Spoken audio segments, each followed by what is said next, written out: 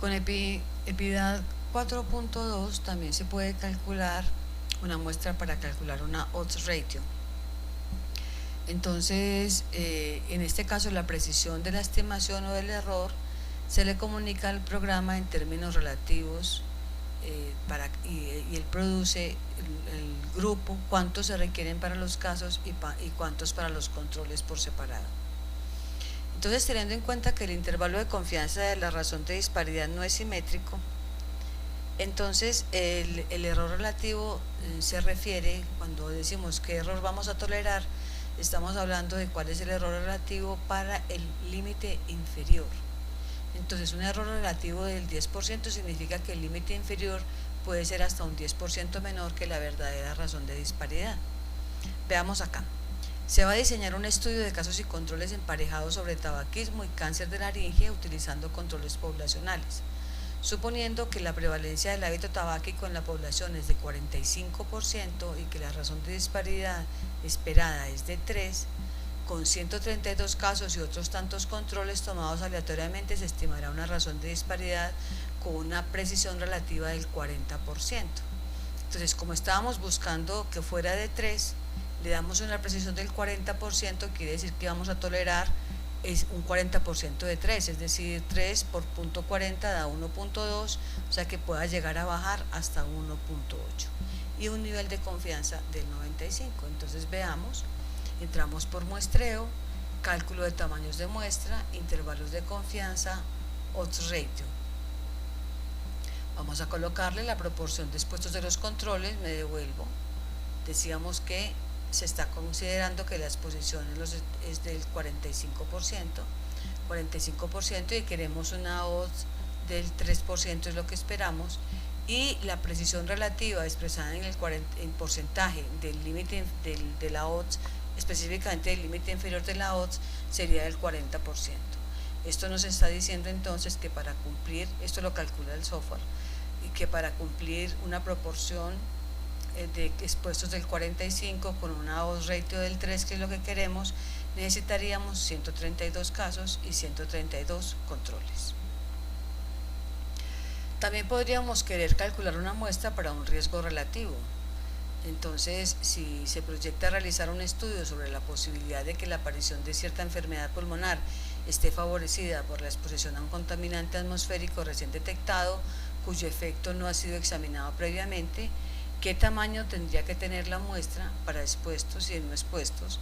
Si se desea estimar un riesgo relativo o una precisión relativa del 10 y del 20, es decir, vamos a sacar dos valores, un del 10 y del 20 del valor real, el cual podría ser de 2, estamos hablando de buscar un riesgo relativo de 2 y con una confianza del 95%. Supongamos entonces que la enfermedad se manifiesta en el 20% de las personas no expuestas al contaminante atmosférico y que los dos grupos que queremos son de igual tamaño. Entonces EPIDAD nos dice que necesitamos 1904 individuos, 800 o 425, dependiendo si trabajamos con riesgo, con la probabilidad de error del 10, del 15 o del 20. Veámoslo acá. Módulo, muestreo, cálculo de tamaños de muestra, intervalos de confianza, riesgo relativo. Entonces, tenemos el riesgo en no expuestos, es del 20%, el riesgo de la enfermedad. El riesgo relativo que estamos esperando es del 2% y le estamos diciendo que nos dé una precisión relativa entre el 10 y el 20 con saltos de 5, o sea, para que nos dé 10, 15 y 20. Le decimos que calcule y obtenemos los resultados.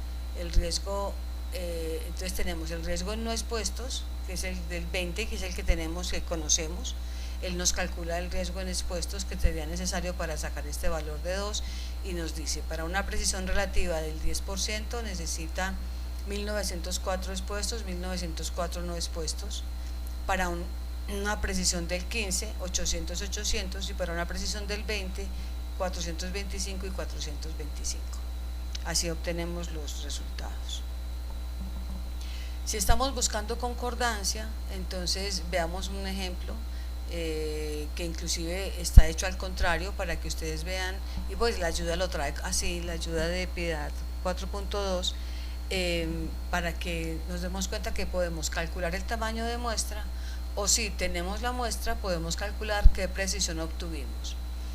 Entonces vamos a suponer que tenemos radiografías de tórax de sujetos que están siendo controlados en un área de neumología y que se reparten entre 2 radiólogos.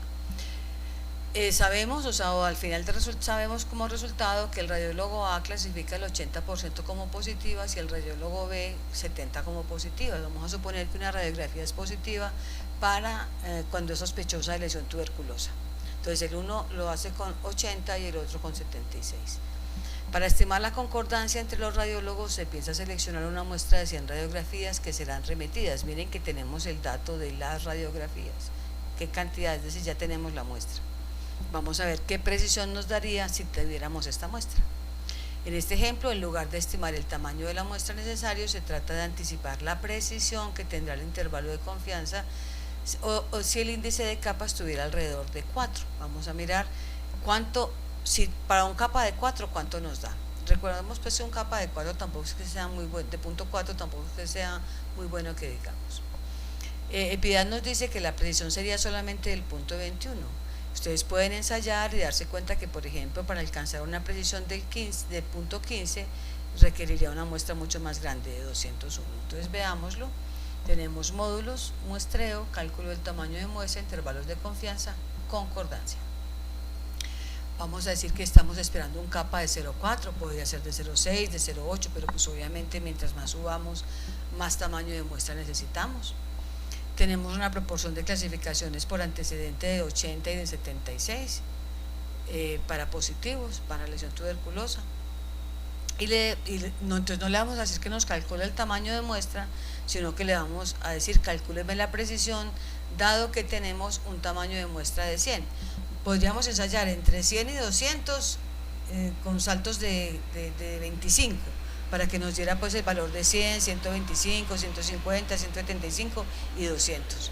Le pedimos calcular y nos dice que para lograr ese capa, con ese antecedente que tenemos y una confianza del 95%, requeriríamos, y con 100 de muestra, nos daría una precisión de .213. Bien. Ahora para pruebas diagnósticas, supongamos que queremos evaluar una prueba diagnóstica. Este es un ejemplo que está también ahí en la ayuda sobre medir la temperatura en el punto de McBurney y en la posición simétrica al lado izquierdo para diagnosticar apendicitis aguda si se encuentra una diferencia de temperatura de al menos 1 grado centígrado. Entonces resulta que hay un estudio previo en el que se estimó que esta prueba tiene una sensibilidad del 83 y una especificidad del 92. Entonces necesitamos datos históricos, datos de literatura hechos en otros lugares para poder tener estos datos. Entonces esta prueba se aplicará a un grupo de pacientes seleccionados para apendicectomía y con apendicitis confirmada por examen histológico, que es lo que nos va a decir si tiene apendicitis, y el grupo de controles serán ingresados a tratamiento ortopédico. Entonces el número de enfermos y no enfermos que el grupo investigador debe seleccionar para estimar la sensibilidad y la especificidad de la prueba con un nivel de confianza del 95 y una precisión absoluta del 3 asciende a 603 enfermos y 315 sanos. Veámoslo. Módulo, muestreo, cálculo de tamaños de muestra, intervalos de confianza, pruebas diagnósticas. Estamos diciendo que tenemos una sensibilidad esperada del 83 y una especificidad esperada del 92, que la condición de enfermo la conocemos porque sabemos quiénes van a ser los enfermos, tenemos aquellos que van a ser diagnosticados y con control histopatológico pues que lo confirme. La confianza del 95, pedimos el tamaño de la muestra con una precisión del 3%, de nuevo aquí podemos pues variarla, ¿cierto? Y calculamos, entonces nos dice que para esa sensibilidad y esa especificidad necesitamos 603 enfermos y 315 no enfermos.